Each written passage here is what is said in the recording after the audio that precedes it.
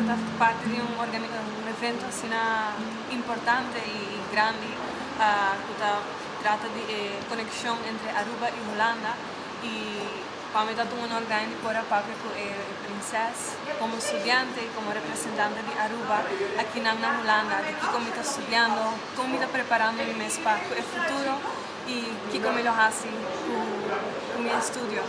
Holanda está abrir para escuchar lo cual posto papi ora con su papi di cultura, di manera entre otro tante. Quando può essere simbolizzare Aruba? Senti che Holanda está abrir para ricevere informazioni aqui. Holanda está hoje abrir para receber informação aqui para sobre um outro mundo, apesar que nós temos um reino, é uma cultura totalmente diferente e mesmo que nossa isla está hoje rico de cultura, fora da parte musical, dande e música que nos potrese, não está abrir para passear mais Europa. Mas dá uma tipo representação? Sim. Tem no qual estava um evento de UNICEF aqui na Holanda. Sim.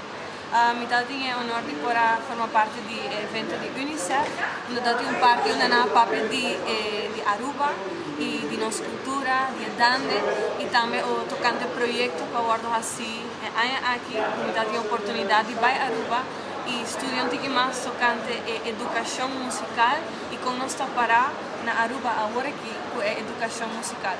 Que cosa spera mais de scena também nel seguinte tempo? Well, me lo canta más, pero me te quiere enfocar en mi carrera de estudio. Me quiere crecer más aporte de Aruba y de educación musical. Como docente en el futuro, como por aportar de conocimiento que me tengo para enriquecer conocimiento musical en Aruba y como por conservar nuestra cultura a través de educación musical.